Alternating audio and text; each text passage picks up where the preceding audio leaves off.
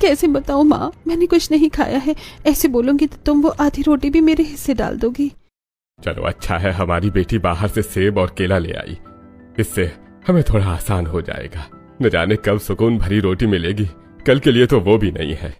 दोनों बाप बेटी बची हुई रोटी और फल खाते हैं। इतने में संगीता के पेट से तेज गुड़गुड़ की आवाज आती है और आवाज मां न सुन ले इसीलिए रोते हुए संगीता बाहर चली जाती है और अपना मुंह बंद करके रोने लगती है।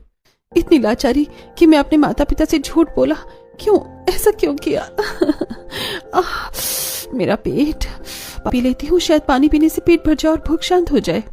पास में ही रखे मिट्टी के मटके का पानी संगीता पीती है, लेकिन उसका पेट तब भी नहीं भरता, पर उसकी आंखें जरूर भर आती हैं। संगीता की बेबसी उसे कमजोर कर रही थी। किसी तरह खुद को संभालती है और पड़ोसन से जाकर मदद मांगती है। आंटी जी, हमारी मदद कर दीजिए, हमें कुछ पैसों की जरूरत है। घर में खाने के लिए नहीं है, लेकिन जब मेरी नौकरी लग जाएगी तो मैं आपको पूरे पैसे लौटा दूंगी।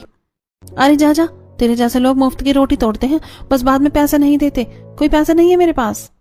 उस वक्त कोई पड़ोसी भी संगीता की मदद नहीं करता। उस रात सबको सिर्फ पानी पीकर ही सोना पड़ता है। अगले दिन सब एक दूसरे की शक्ल देख रहे थे। मेरे को कुछ नहीं है माँ, तुम्हें भी भूख लग रही होगी ना? हाँ, पर हम कर भी क्या सकते हैं, लगता है ये गरीबी हमें भूखा मार डालेगी। तभी एक भली पड़ोसन भंडारा करवा रही होती है। उनके न्योते पर तीनों खाना खाने वहां से चले जाते हैं। जैसे ही खाना खाते हैं बाकी पड़ोसी ताना देने लगते हैं।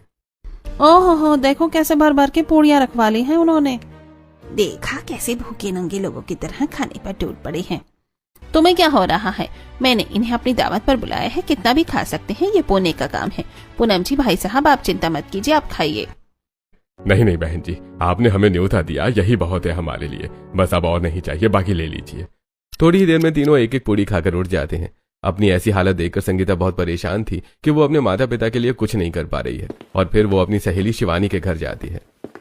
शिवानी, मुझे काम की बहुत जरूरत है, घर के हालात ठीक नहीं है, मैं क्या करूं? मुझे कोई काम दिलवा दे, अभी तक मेरी स्कॉलरशिप का भी कुछ नहीं पता चला। तू चिंता मत कर, मैं तेरे लिए काम ढूंढती हूँ। ले, अभी अभी मम्मी ने आम का जूस बनाया है, इसे पी ले। नहीं, रहने दे, इसकी कोई जरूरत नहीं है।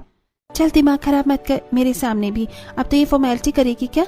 पी ले इसे। तुझे पता है पापा ने अगले हफ्ते के लिए पेरिस की टिकट बुक की है। मैं तो बहुत एक्साइटेड हूँ पेरिस जाने के लिए। वहाँ का रहन सहन, घूमना, खाना पीना सब कुछ पहली बार देखने को मिलेगा। मैं तो शॉपिंग भी करने वाली हूँ।